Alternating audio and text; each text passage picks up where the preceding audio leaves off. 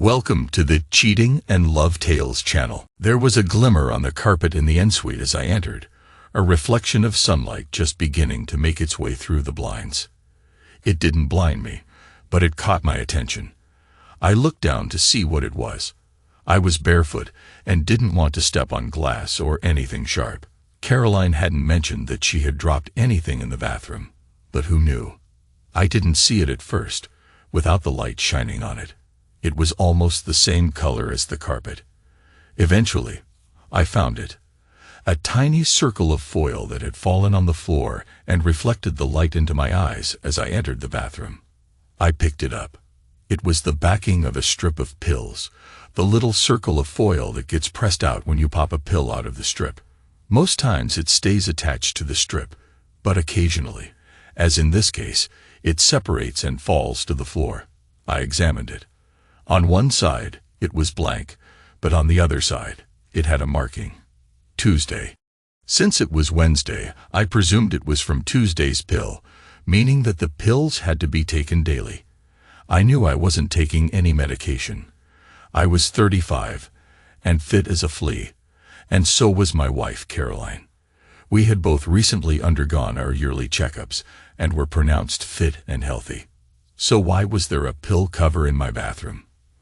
I knew there were several types of pills that needed to be taken daily, but the one that immediately came to mind was the contraceptive pill. Caroline was not on the contraceptive pill, or at least I thought she wasn't, since I had had a vasectomy 2 years ago following the birth of our second and last child. She had never had trouble with cramps or period pain, being one of the lucky women who sailed through her monthly cycle with no trouble whatsoever. So why the pills? I had to admit that my first thought was that she might have some kind of illness she didn't want to tell me about. My thoughts went to very dark places for a few minutes, but then I remembered the checkups and the fact we had shown each other the reports. We were both clear. If the little circle of foil was here, then it was likely that the tablets were here too. I closed and locked the door. Caroline was still in bed, and I began to search. It took me some time to find them, but eventually I did. They were buried at the bottom of a box of tampons, inside an aspirin box. When I pulled the strip of pills out, I recognized them immediately as the same kind she used to take before my vasectomy, and even before that, between our kids, while we were not trying to conceive. Why was she back on the pill? I had only one answer available to that question. She was seeing someone else. Caroline and I had been together for 9 years. I had just finished university training as an engineer, and she worked as a PA. We had met in a bar, and although we hadn't exactly hit it off immediately, there had been enough interest for her to accept my invitation to dinner. Caroline was tall, just about an inch short of my 5 feet 10 inches. She was a former athlete, and maintained an athletic physique with a lean frame. Her hips were my favorite part of her. We had courted for about a year, and then got married when I was 26. Our 2 children were James, 5, and Sonia, 2, and I had the operation to prevent any further pregnancies. 2 was our limit. We had the perfect set. Caroline had returned to work after maternity leave for each of the children, reluctant to leave a job she loved. We had an au pair who looked after the children during the day and went home at night. She was costing almost as much as Caroline was earning, but Caroline didn't care. She just wanted to be out of the house and working at the job she loved. I worked with a couple of buddies, having set up an engineering firm. Between us, we would never be rich, but we were all very comfortable. I tidied the bathroom, put her pills back where I had found them, and decided I needed to think. There was no point in confronting her now. I needed a plan. I needed proof. What would happen after that? I had no idea. Let's get all the facts first, and then see where that leads us. I went to work as usual and considered my options. Firstly, I wanted to know who and when. Also, how long had this been going on? Was it someone at work? Heaven forbid, her boss. Was it the person she had mentioned in passing? This led me to the next disturbing question. Were the kids even mine? All this time, I had not allowed emotion to get involved. I knew it would come, The feelings of loss, betrayal, hurt, and anger. But first, I needed to know if my suspicions were real. I was working on a problem and didn't yet have enough facts to draw any conclusions. I started with the internet, ordering some DNA testing kits. Testing the children would be straightforward. I often put them to bed before Caroline got home, so that part would be easy. I also ordered some surveillance equipment, a couple of small voice recorders to place in her car and her bag, and a few tiny cameras to hide around the house. I doubted she would engage in anything questionable in the house, given the au pair and the fact that she was rarely there when I wasn't. At least I didn't think she was. I needed access to her phone. I knew of a cloning tool that would allow me to get a copy of her phone, receive all her messages and emails, and even listen in on her calls. I had to buy another phone for that purpose. It took a few days for everything to arrive. During that time, I watched Caroline closely. She did nothing out of the ordinary. Our routine was typical, with occasional moments of intimacy, usually on weekends when we were both home. I never noticed anything suspicious about her behavior. She didn't show any signs of having a secret routine, nor did she seem unusually preoccupied when she returned home. Either she wasn't having an affair, or she was exceptionally careful about covering her tracks. On Friday morning, the packages arrived. I had them sent to my office to avoid any questions. I now had the DNA kits, voice recorders, several cameras, and the mobile phone cloning kit. That afternoon, I left the office early. When I got home, the au pair was feeding the kids their dinner, preparing them for bed. I let her handle that while I set up the cameras, one in the bathroom, one in the living room, and one in the bedroom with a clear view of the bed. I heard the children splashing in the bath and went to help get them ready for bed. I took Sonia, swabbed her cheek, and pocketed the swab. Then, I laid her down and read to her until she fell asleep. James was still awake when I looked in, and the au pair was still reading to him. I offered to take over so she could leave, and she gratefully accepted. James's swab took no time at all, and less than 20 minutes later, he too was fast asleep. I packaged the swabs, along with one taken from my own cheek, and placed them in the mailbox for the postman to collect in the morning. The service promised that the results would be available online within 48 business hours, so by Wednesday at the latest.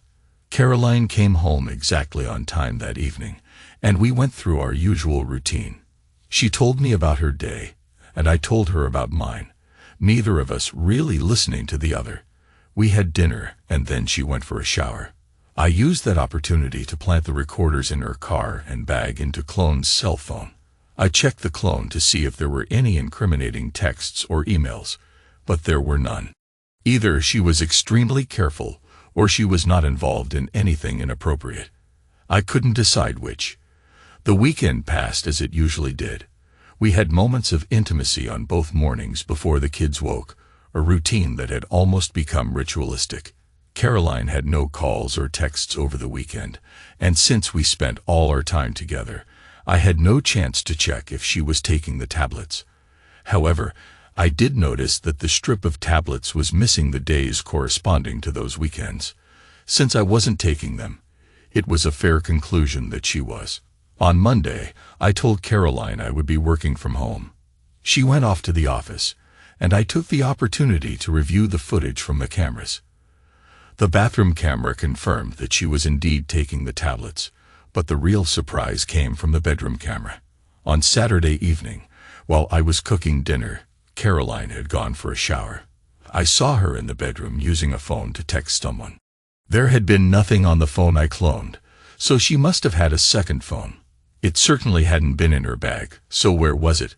I watched as she finished texting, and then went over to the air conditioning unit. She released the catch, opened it, and stashed the phone inside. Immediately, I went and checked the duct, but found no phone there. She must have hidden it when she was home but took it with her when she left. I needed access to that phone. It was the first piece of concrete evidence that she was involved in something. Although I still wasn't sure what, the indications were clear that she was hiding something. I watched the footage of her getting dressed that morning and saw her remove the phone from the air conditioning unit and slip it into her bag before leaving for the day. I needed that phone. That night, when she came home, I watched her carefully. She dropped her bag in the hallway and continued with her usual nighttime routine. After dinner, she went for a shower. I checked her bag, but the phone wasn't there. She must have taken it with her and hidden it in the air conditioning unit when she went upstairs. What she didn't realize or didn't care about was that the other side of the vent opened into Sonia's room. Quietly listening for the shower, I crept into my daughter's bedroom and opened the vent from her side. There was the phone. I grabbed it and took it to my office, cloning it to the new phone in just a few minutes. I returned it and had just about closed the vent when I heard my wife come out of the shower. I went and sat by Sonia's bed, gently stroking her hair. When my wife came in, she asked quietly if something was the matter. I shook my head and whispered that I liked to come and sit with one or the other of them from time to time, just to remind myself how lucky I am to have two such wonderful kids. She smiled and said, "You old softy," and suggested we head out before I woke her. I didn't get to look at the cloned phone until the next day. That was when my world seemed to collapse.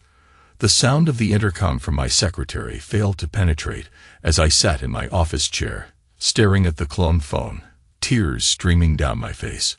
Eventually, my secretary must have grown tired of trying to reach me and knocked briefly before entering my office. She poked her head around the door and saw me. Michelle, my secretary, was a no-nonsense woman who dressed far older than her years. I would place her between 30 and 40. She was slim with red hair and green eyes, always dressed conservatively in clothes that would have suited someone much older. Our relationship had always been strictly professional. I had never even raised an eyebrow in her direction. Michelle had previously made it clear that if one of my business partners didn't stop his inappropriate behavior, she would leave and sue the company for constructive dismissal and sexual harassment. She had stayed on because I had always treated her with respect. Unlike others, my business partner was incensed by this and gave us an ultimatum. Either she went or he did. That was how I ended up owning 60% of the company instead of 40%. Seeing me upset, Michelle immediately withdrew to deal with whatever it was she had been trying to call me about. I heard voices in my outer office. Then it went quiet. Michelle returned to my office, closed and locked the door, and sat down across from me. She pulled out some tissues from her ever-ready supply and handed them to me. I took them blindly and began to wipe at my eyes. "Tell me," she said. I showed her the phone. There were text messages between Caroline and an unidentified party.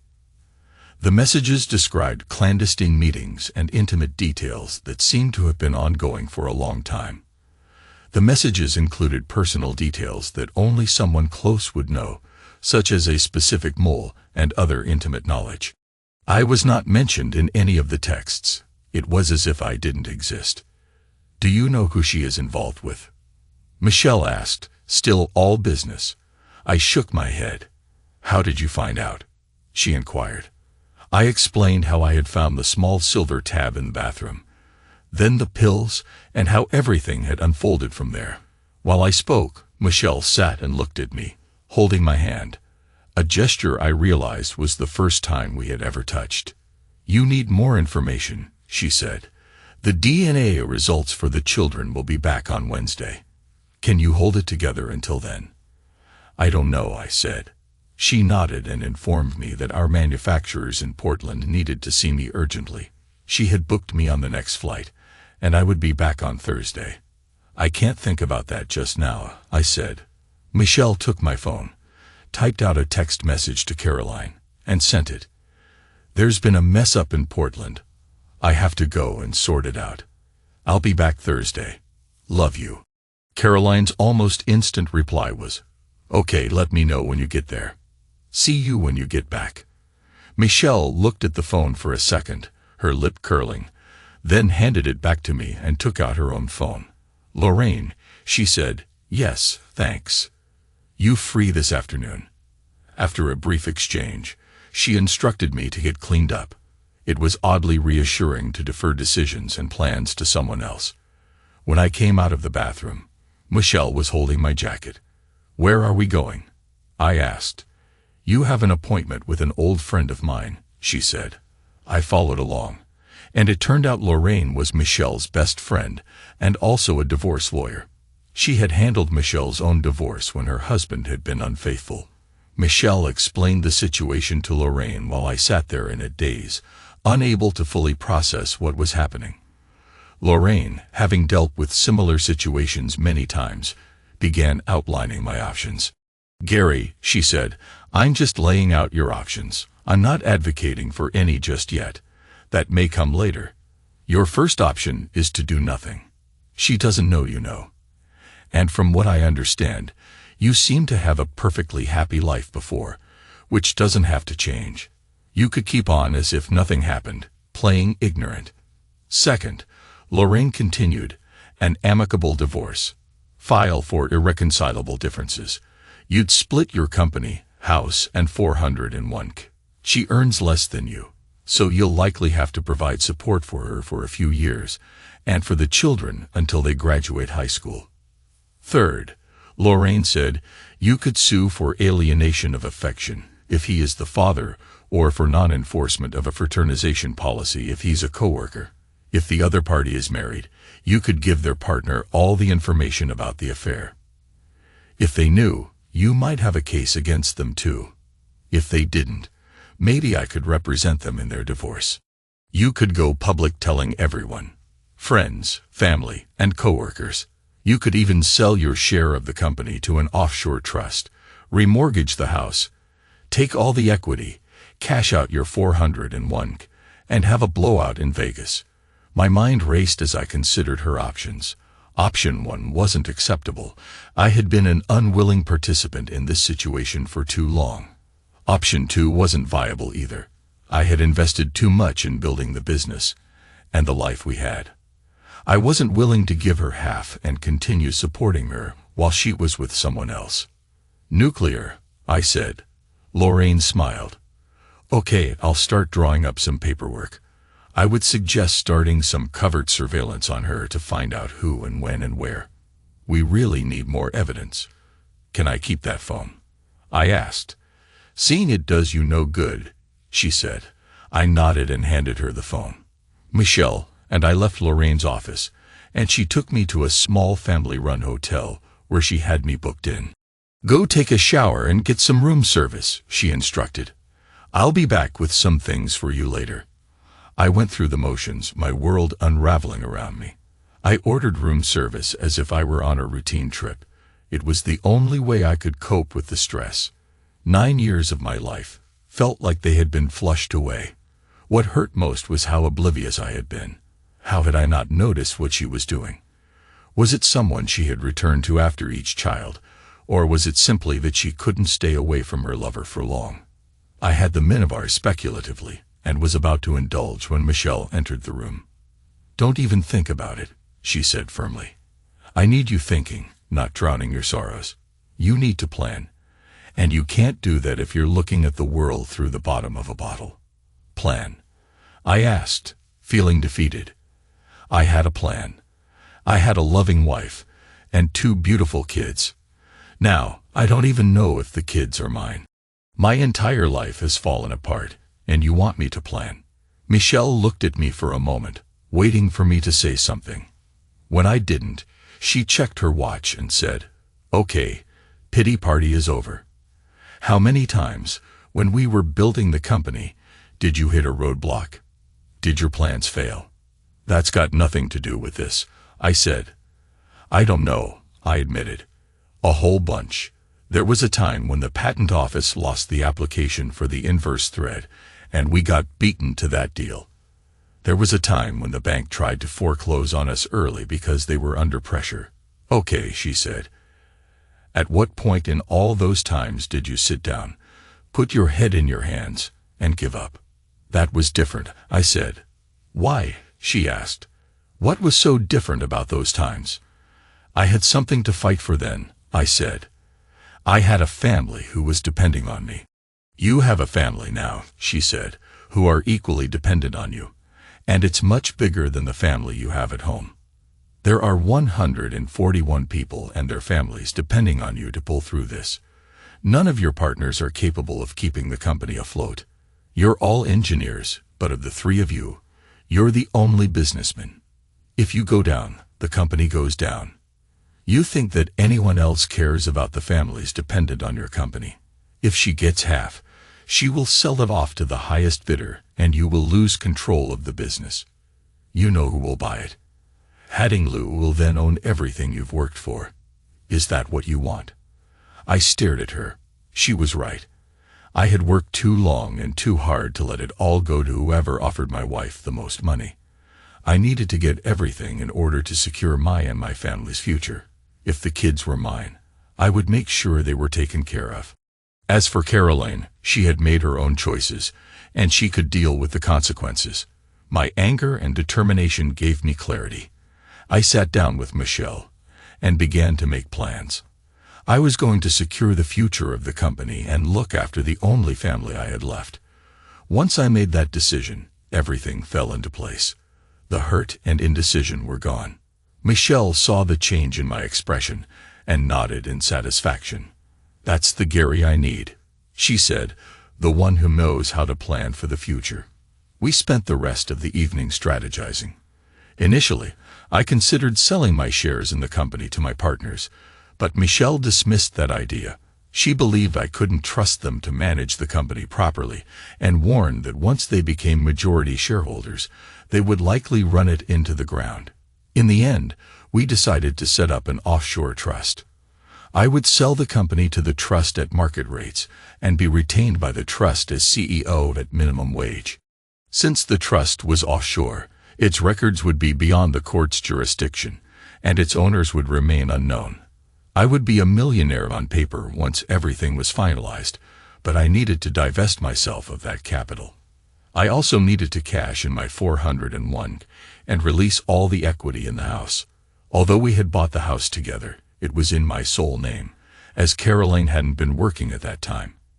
I made a list of tasks and texted my lawyer, who handled the company's legal matters, to schedule an appointment for the next day.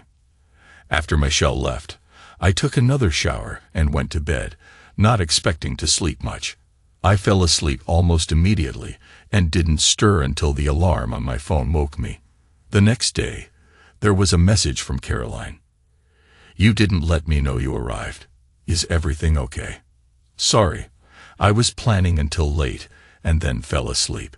Everything is coming together now. I should be back Thursday. Good, see you then. Love you, XX. I couldn't bring myself to respond.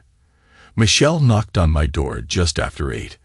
I had taken another shower and was contemplating going out for breakfast. Breakfast, she said, indicating that I should follow her. We went to a diner down the street and sat in a booth, eating pancakes and bacon with maple syrup. Part of me couldn't understand why I was behaving as if my world hadn't just fallen apart. I rationalized that at some point when the dust settled, the reality of it all would hit me. I wasn't looking forward to that, but in the meantime, I had work to do. Brian Spencer, Michelle said, naming my lawyer, called and said he has a slot at 10 to see us. We can go to your bank first to cash your 401 and release the equity in your house before we go there. I see how consolidating my cash is worth doing, I said, but there's still a record of me having it all.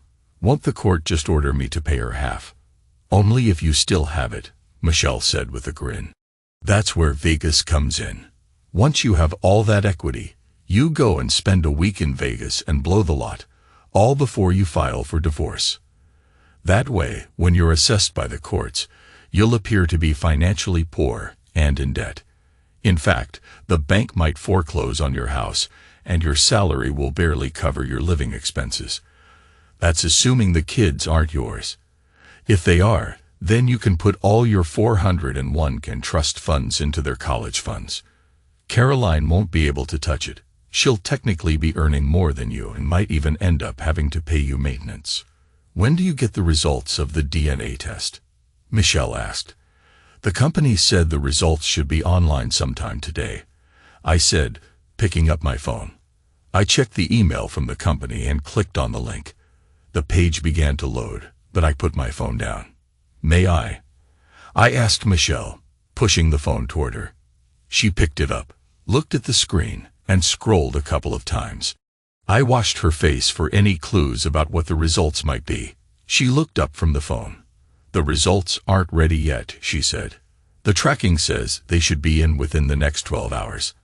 I let out a breath I hadn't realized I was holding. Come on, she said, getting up. The bank should be open now. Releasing the equity in the house and cashing in my 401 took a remarkably short time. I closed out all of our savings accounts, including the kids' college funds, and transferred the money into an account I set up in my sole name. The only account I left alone was the joint account we used daily, which had less than $10,000 in it. My lawyer raised a concern, but if it was possible to handle it in a good way, he did. You're forgetting one thing, he said when we outlined our plan to him. I do. I asked, surprised. I hadn't realized it was a condition of the partnership agreement, he reminded me. When you started out, all partners had to have a prenuptial agreement.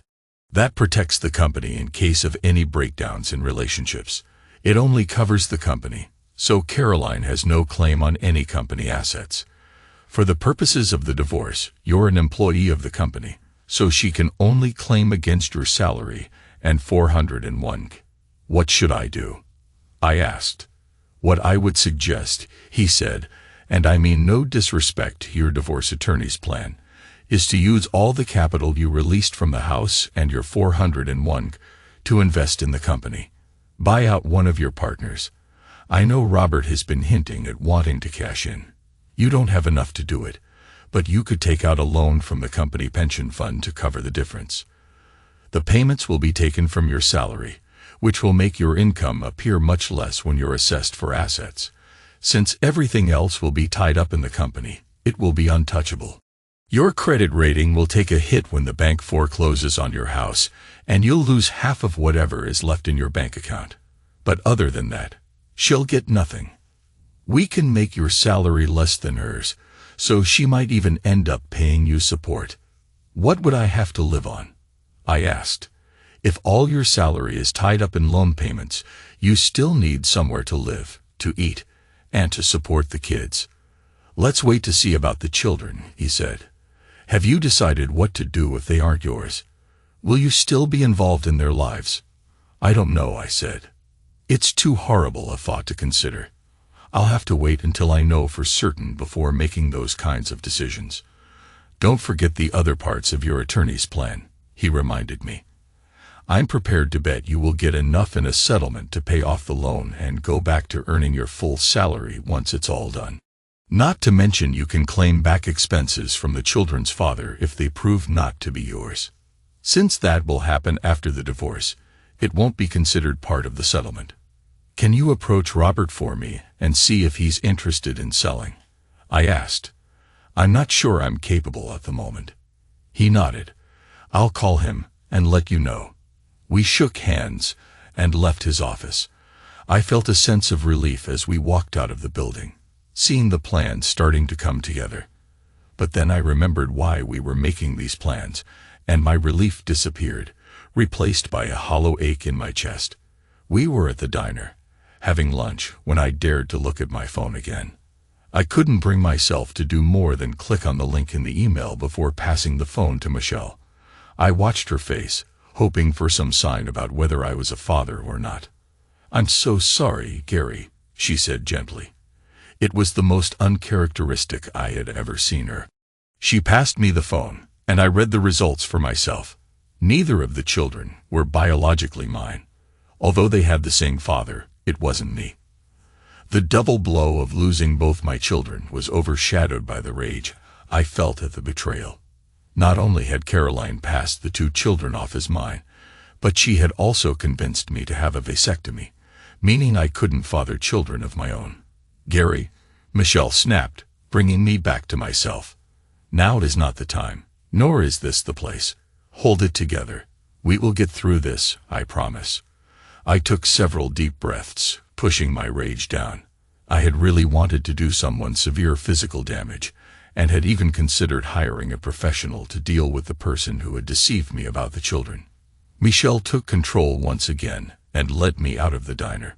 Lorraine called and said she wanted to see me. We headed for Lorraine's office, where she looked concerned when we entered. "I have a preliminary report from the PI," she said. "Apparently, Caroline didn't waste any time. A man came to your house last night and stayed the night. We couldn't see inside, but I have cameras set up. I can go swap out the flash drives, and we can review what happened." "Okay," I said. "I can't go back. I'm supposed to be out of town on business." Lorraine checked her phone. "The au pair is at a play center with Sophie and James," she said. "I'll keep an eye on her and let you know if she leaves." My house was about a 30-minute drive from Lorraine's office. Michelle drove fast, and we got there without incident. I swapped out the flash drives, took a quick look around the house, but saw nothing unusual.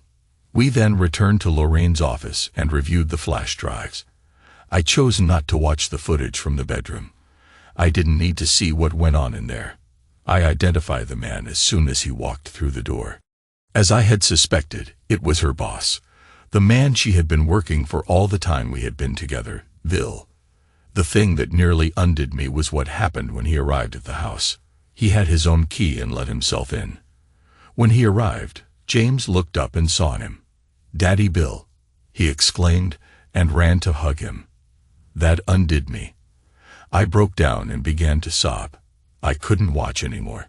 Lorraine looked on as I broke down. Michelle, for the first time ever, put her arms around me and held me while I cried. It took some time, but eventually I pulled myself together. "Do you want to take some time?" Lorraine asked. I shook my head.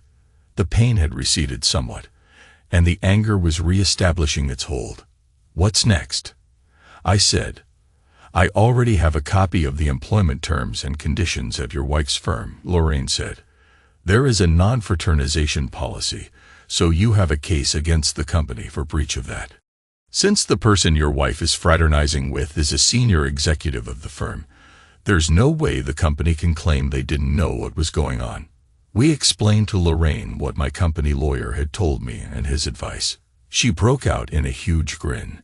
She picked up the telephone and called him, asking for copies of the prenup, which he emailed to her. "This is just too perfect," she said, reading the prenup. "Forget everything I said before. Your lawyer's plan is exactly right. If your partner wants to divest, then the prenup. Forget everything I said before. Your lawyer's plan is exactly right. If your partner wants to divest, then buy him out. Sink everything you have into the company, which immediately puts it out of her reach. We can go after her company for non-enforcement, him for alienation of affection, and her for false declaration on a birth certificate. We can also pursue claims for the money spent on the children so far. The deductible on the medical bills alone is a sizable sum. It all depends on whether Robert wants to sell out," I said. "I guess we have to wait until he comes back with an answer." Michelle dropped me back at the hotel, and I went up to the room. I was just about to sit on the bed when there was a knock on the door. I opened it to find Michelle standing in the hallway. "Come on," she said. "You can't stay here." "What?" I asked, confused. "Because you need not to be alone," she said. "You'll only brood or attack the minibar. I want you where I can keep an eye on you." While she was talking, she had packed up my few things. She grabbed my arm, guiding me out of the room, then checked me out and took me to her car. "Where are we going?" I asked, not caring much where. "My place," she said. "I have a spare room you can use." "But I began. She turned her head and gave me a look. I shut up. I had never been to Michelle's house and was surprised to see that it was almost the same size as mine. Ours was over 2 levels, whereas hers only had a single floor. She showed me to a room with an en-suite shower and told me to get changed. She ordered dinner in, and we ate in silence. I'm guessing it was good, but I didn't really taste it.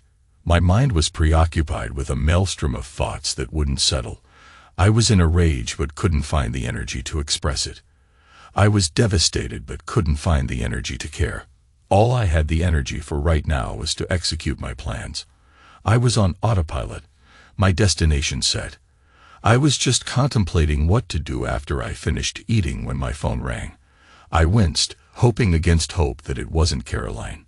It wasn't. "Hi, Robert," I said listlessly. "Why?" was all he asked.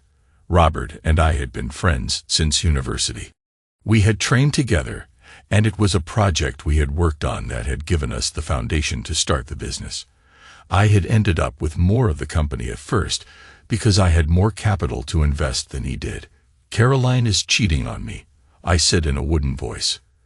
"Has been all along?" he asked incredulously. "You mean neither of the kids are mine?" I told him. There was silence from the other end of the phone.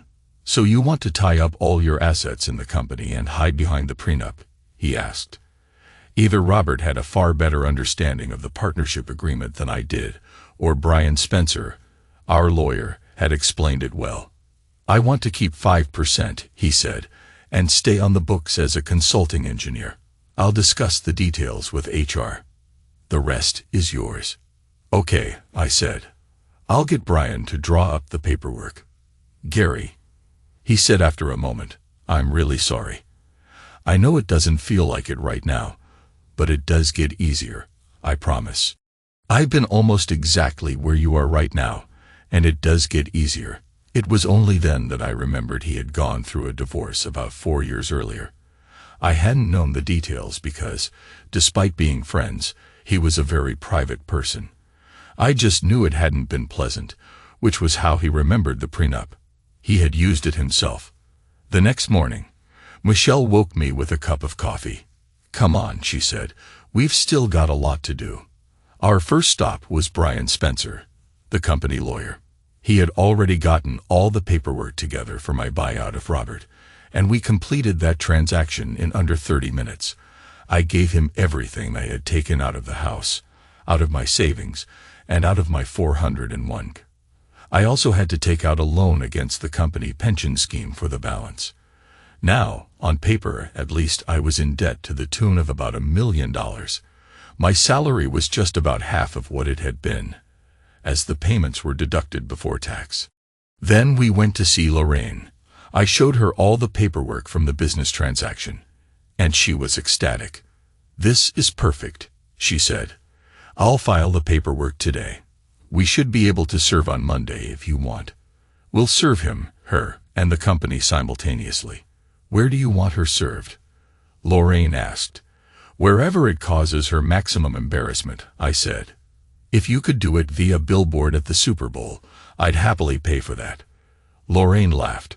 "We'll serve her at her office," she said. 10 a.m. Monday, provided the papers clear the courts before then. If I file them today, I should have them back sometime tomorrow afternoon. I nodded. "Now what?" I looked at Michelle. She was running things now. "We have 2 more stops before you go back to the office and pretend that you just came back from putting out a fire in Portland. Do you think you will be able to hold it together at home until Monday?" "I guess I'll have to," I said. "Don't guess," she said. "Tell me what you need to help you hold it together until then." "I don't know," I said. "Some good news." She smiled at me. "Let's go." I was surprised when we pulled up outside the medical center, where I had all my physicals and where I had had my procedure. "What are we doing here?" I asked. "You wanted some good news," she said. "Come on." I followed her into the clinic and stood back as she went to the reception desk. The receptionist nodded and indicated for us to take a seat. We sat, and less than 2 minutes later, my doctor came out and invited me into a consulting room. I looked at Michelle, who had made no move to follow. "Please," I said, and she nodded and accompanied me. Dr. Harrington made no comment about Michelle being involved in my consultation. He knew who she was, and that she was not my wife, as he was both mine and Caroline's doctor. Why I was asking my secretary to come with me was my business, not his. "Gary," he said, "I understand that you wanted to ask about reversing your vasectomy." My eyes widened. Was that even possible? I looked at Michelle, who had the tiniest of smiles on her face. Yes, Dr. Harrington said. It is possible. Since your vasectomy was under 3 years ago, there is a success rate of about 95% for reversal. The operation is a bit longer than the original procedure and involves a general anesthetic, but I'm confident that you will be able to father children again once we are done. Once again, my eyes filled with tears. I still have a chance at fatherhood. It would mean surgery, but that was a small price to pay if it meant that I could have my own children. I had no idea who I would be having children with, but at least it was possible. I know it's a lot to take in, said the doctor. Here is some information about the surgery and the costs. Sadly, it wouldn't be covered by your insurance. If you want to go ahead, let me know, and we can schedule you in for a workup, the doctor said. Thank you, doctor, Michelle said, taking the information from him. We'll be in touch. I stood and allowed Michelle to lead me from the clinic and back to her car. Is that good enough news? She asked, smiling softly. On impulse, I embraced her and expressed my gratitude.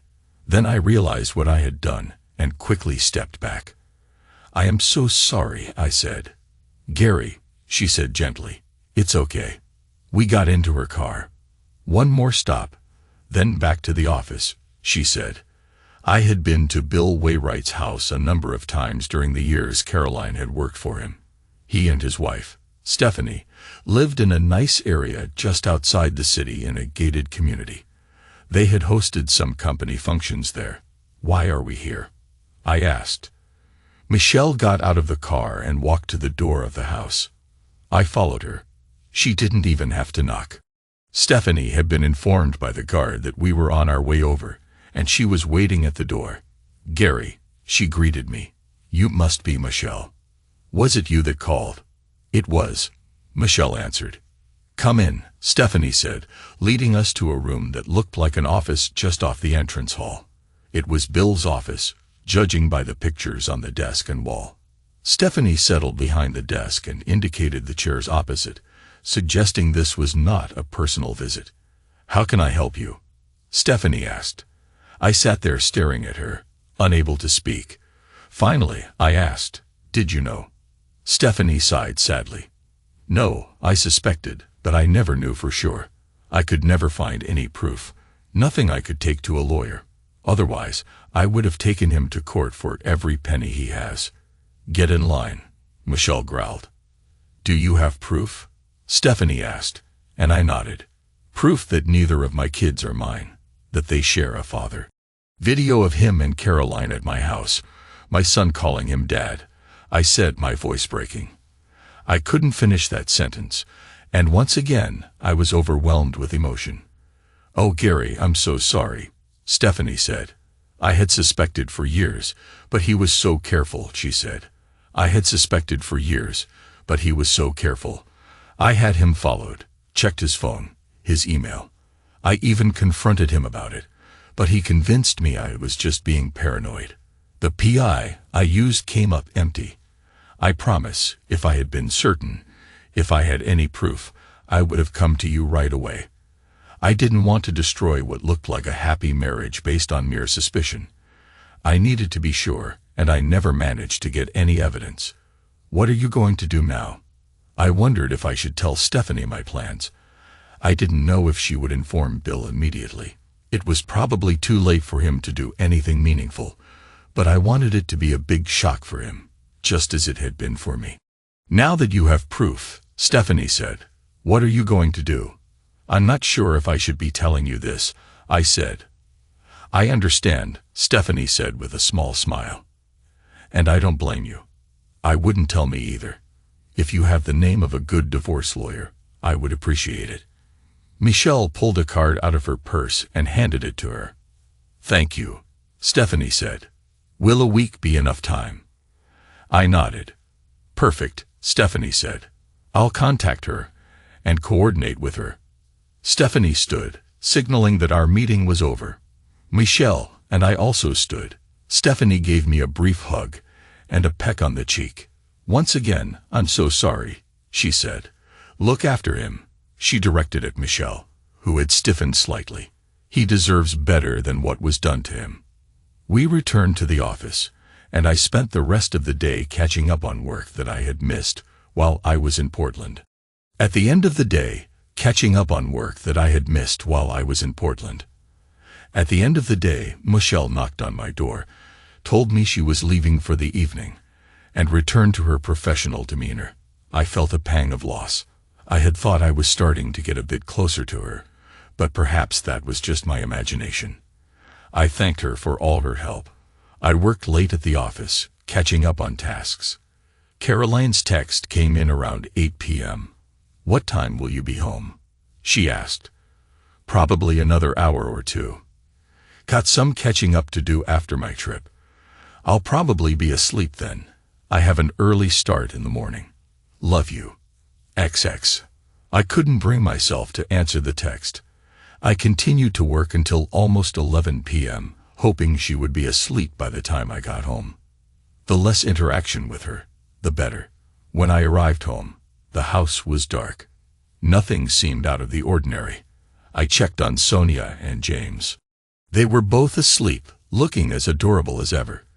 A sob welled up in my chest, and I had to go hide in the bathroom. I couldn't let Caroline catch me weeping over children who were not even mine. I still hadn't decided what to do about the kids. It was unlikely that either of them would remember me if I just walked away. I had no formal responsibility to them, but I loved them both all the same. How could I abandon them when less than 48 hours ago they were my children, my pride and joy? Now they were just further proof of my wife's infidelity. I decided to wait and see what transpired. The decision might be taken out of my hands. I went to bed, doing my best not to wake Caroline. It took me a long time to fall asleep, and when my alarm woke me the next morning, Caroline was already gone. The nanny was in the kitchen feeding the children when I entered. I looked at her, wondering if she knew. There's no way she didn't. Was she now looking at me and laughing at the situation? Did she know the children weren't even mine? My mind wandered, and I had troubling thoughts about her and Caroline's past interactions with Bill Wright as the children cried in the next room. I shook my head angrily. I decided that come Monday, I would take great pleasure in firing her. I would make sure she would not work as a nanny again. I realized I was taking my anger out on someone who had little control over the situation. If she had told me, she would have lost her job and could have left. However, she seemed to care for the kids whom she had looked after since before Sonia was born. I was lashing out, probably at the wrong person. At work, Michelle was already in the office when I arrived. It was as if the previous couple of days had not happened. She was all business, and I noted from my planner that she had cleared my day for what she labeled as marketing. I got settled in my office, and she brought in my morning coffee, as she had done every day for the past 9 years. She also brought herself a coffee, something she had never done before. "Marketing?" I asked. "Since when do I do marketing?" She grinned. "We have to plan the last part of Lorraine's strategy." I looked at her, puzzled. "What's that?" "Tell everyone," she said. "Friends, family, church groups, volunteer groups.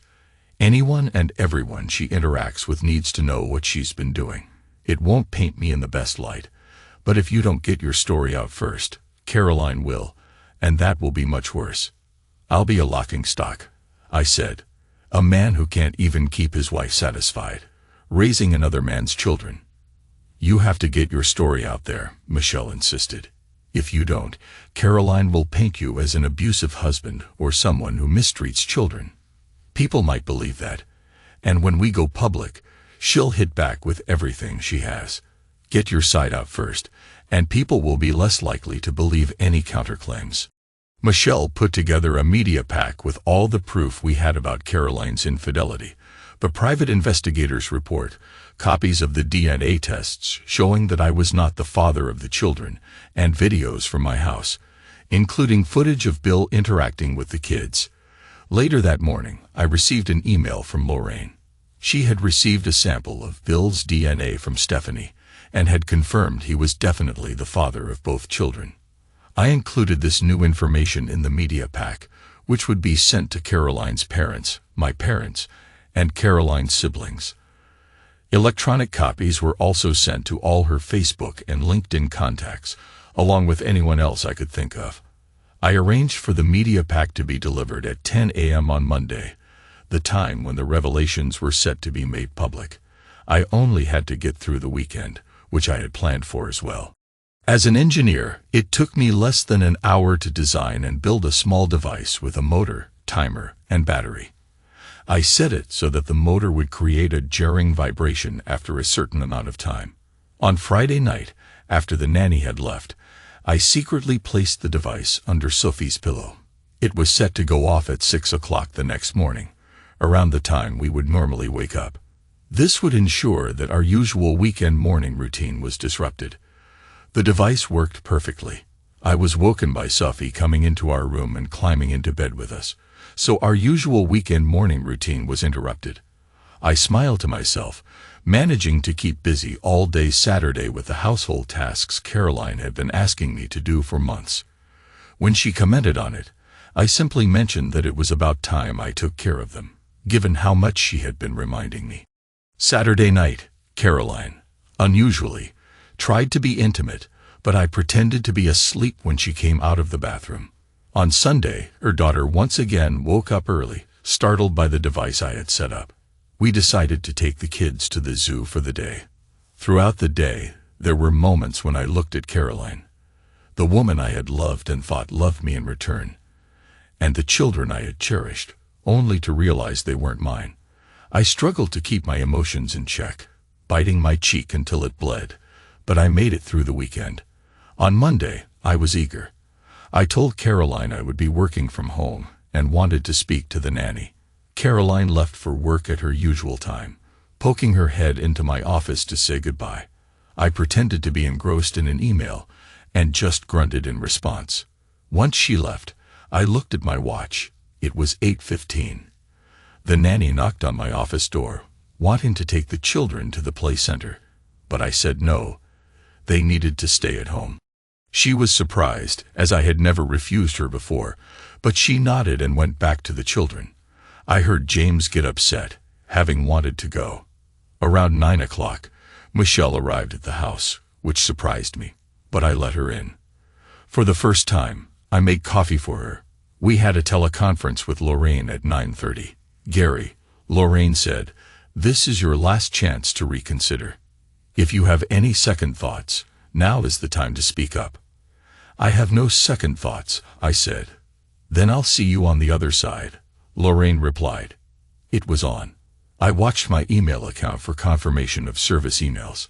At exactly 10 a.m., the first arrived, the second about 3 minutes later, and the third 5 minutes after that. Then my phone rang. It wasn't Caroline, as I had expected. It was my mother. "Hi, Mom," I answered. "What's going on?" she asked. "You read the packet I sent?" I asked. "Yes, but then you know," she said. "Read the packet I sent?" I asked. "Yes, but then you know as much as I do." I said, "Caroline has been cheating on me, probably my whole married life, with her boss.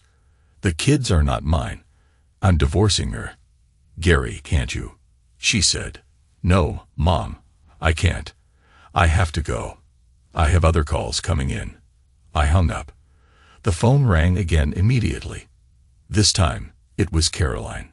"Gary, we need to talk," she said. I didn't answer, waiting for her to continue. "I'm coming home," she said, and ended the call. "Caroline is on her way," I told Michelle.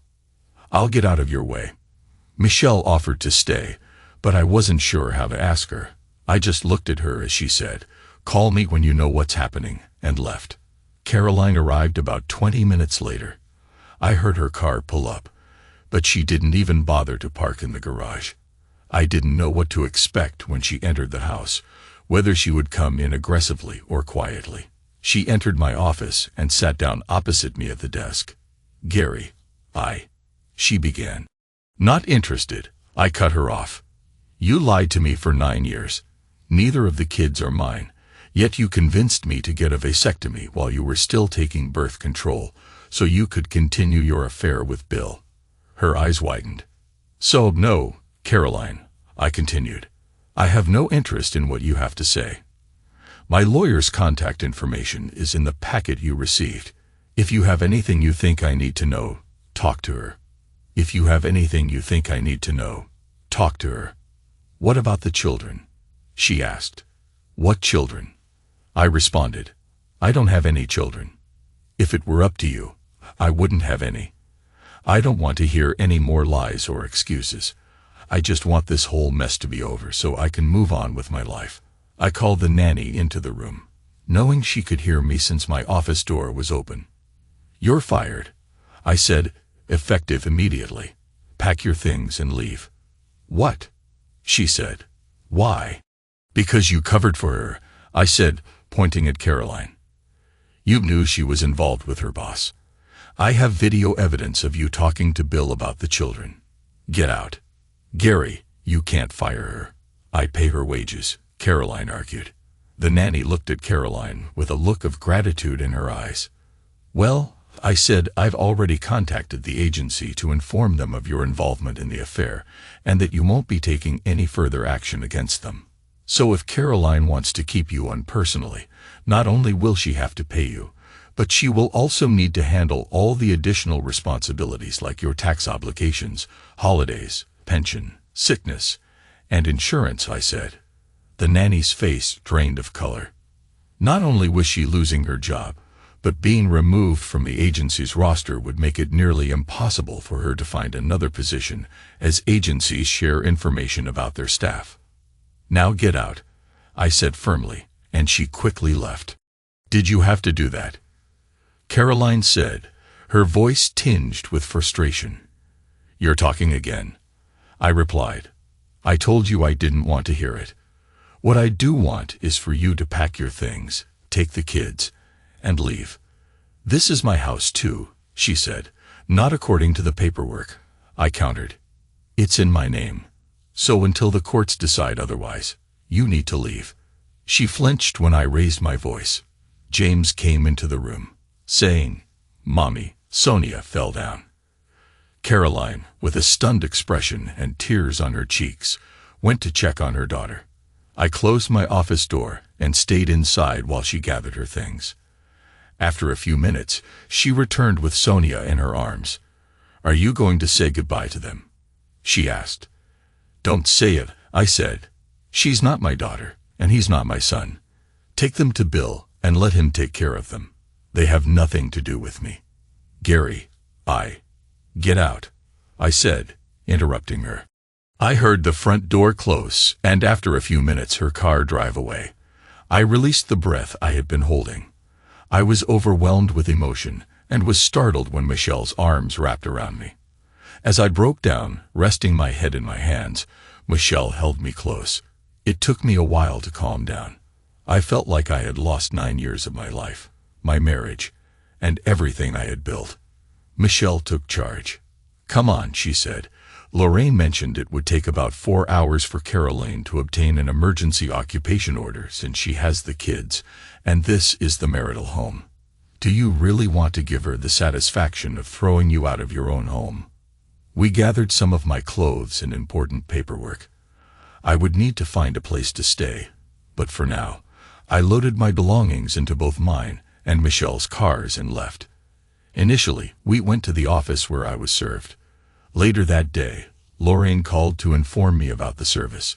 There was not only an occupation order but also a restraining order, meaning I wasn't allowed within 100 yards of the house. If I wanted to retrieve anything, I would need to make an appointment and be accompanied by Caroline's lawyer at my expense. Without fully grasping the situation, I found myself moving into Michelle's spare room. All my clothing was stored in her wardrobe, and my paperwork was neatly filed in the office. It had been a week since Caroline had been served. Clothing was stored in her wardrobe, and my paperwork was neatly filed in the office. It had been a week since Caroline had been served. I spent the time working and then returning to Michelle's house for meals and rest. She brought me coffee in the morning, made breakfast, and we traveled to the office together. Despite the difficult circumstances, nothing seemed to change between us. She remained professional, and other than the hug when I had broken down at my house, I hadn't smiled at her. On Monday, we had an appointment with the lawyers from the company where Caroline and Bill worked. I wasn't fully aware of the details, but we were apparently suing for a sum the company could barely afford. They had insurance, but it was capped at $1 million, and we were seeking more than that. Their lawyers were very businesslike, while Lorraine, my lawyer, was almost gleeful. "What will it take to settle this?" asked one of their lawyers. "Immediate and permanent termination with loss of pension for the senior party involved," Lorraine said, "as well as keeping Caroline on the payroll for at least 3 years and an additional $1.5 million. I wasn't fully engaged as they negotiated back and forth. Eventually, they agreed to all of the above, but I would only receive about $750,000. That amount would cover a significant portion of the debt I owed to the company pension fund to be paid after the divorce was finalized." Later, Lorraine and I met with Bill's lawyers. I left their office $500,000 richer, which would cover the pension fund loan completely and leave me with a substantial amount of money after the divorce. My final appointment of the day was with Caroline's lawyers. Caroline was present, but avoided making eye contact as I entered. Michelle and Lorraine accompanied me. "This accounting on the divorce petition is ridiculous," Caroline's lawyer began. "Your client is a majority shareholder and CEO of a company worth approximately $20 million, not to mention the assets in the house, savings, and 401k. I suggest," he started. "Let me stop you there," said Lorraine, pulling out a sheath of papers from her briefcase. "The company is out of scope for the divorce as per the prenuptial agreement signed by all parties. My client recently made a significant investment in the company, depleting the majority of his savings, including his 401k, and taking a loan against the house. He also had to take a loan from the company pension fund. One of the partners wanted to divest, and it was crucial to prevent those shares from falling into the hands of a competitor who has been trying to take over the business for some time. Given the reduced salary from the pension fund loan, he is now paid less than your client. I will be asking the courts for some sort of maintenance agreement to support him while he finds his footing." "What about the children?" asked her lawyer. "There is DNA proof that those children are not his," Lorraine replied. "She knowingly falsified birth records to show my client as the father with the intent to defraud. Additionally, we are looking into seeking damages for the significant impact of her convincing him to undergo a surgical procedure, believing he was the father of the children. The alternative is that your client accepts the divorce petition, as is, packs her things, and vacates the marital home. She will receive half of the joint account, which currently stands at $9,443.15. Her lawyer reviewed the paperwork, the prenuptial agreement, and then looked at Caroline. For the first time, Caroline made eye contact with me. "Gary, please," she said. "9 years," I responded. "You lied to me every single day. You have nothing to say that I want to hear." Caroline looked at her lawyer and nodded. She signed the papers. I wasn't present when she moved out of the house. I received an email from her lawyers informing me that the restraining order had been lifted and that the house was now mine. I considered moving back in, but decided against it. Instead, I put the house on the market. It didn't quite cover the outstanding balance owed to the bank, but I made up the difference, and the bank was satisfied. 2 months later, I was still living in Michelle's spare room. After our divorce, Caroline moved in with her parents, who, despite all the evidence, remained on her side and refused to speak to me. It was no loss, though. For some reason, Stephanie had not divorced Bill, as she had promised. I had no interest in finding out why, especially since he had lost his job and pension. They had to sell their house in the gated community and move to a smaller apartment. Bill managed to find a reasonable job with his remaining contacts and skills, although it was not the same as before. I hadn't seen Caroline since that day in her lawyer's office, and I had no desire to. One day, while at my desk at work, Michelle knocked and entered without waiting for a reply. "Bill Wainwright is dead," she said without preamble. "What?" I asked. "Apparently, Stephanie caught him with Caroline again. She shot him," Michelle explained. I leaned back in my chair, a grin spreading across my face. I tried to control it, but found it difficult. "It couldn't happen to a nicer guy," I said eventually. Michelle laughed. "Am I evil for being happy about it?" I asked. "Not at all," Michelle said. "That scoundrel got what he deserved." "Oh, by the way, this was just delivered," she added, dropping an official-looking envelope on my desk. I looked at it with trepidation, knowing what it contained. I opened it and looked at the contents. "That's it," I said. "I'm finally a free man." "Finally," Michelle agreed. Then, to my surprise, she kissed me. It wasn't a brief kiss, but rather a full, heartfelt kiss that left me breathless and amazed. When she finally pulled away, she looked down and saw my reaction. "For 9 years," she said, "I've taken care of you. You are the most perfect man I have ever met. Not once did you ever make an advance, and I loved you for it. I have waited for you for 9 years, and now that you're free, I want to show you that not all women are deceitful. Please give me a chance." I was stunned, reflecting on all the time I had spent with her before I learned about the infidelity. I had defended her fiercely against my business partner, even to the point of having him removed from the business. I realized then that I had real feelings for Michelle. It seemed inevitable that working closely with someone for so long would lead to deeper emotions, and now, with the divorce behind me, those feelings were clear. "Say something," she said, a look of worry on her face.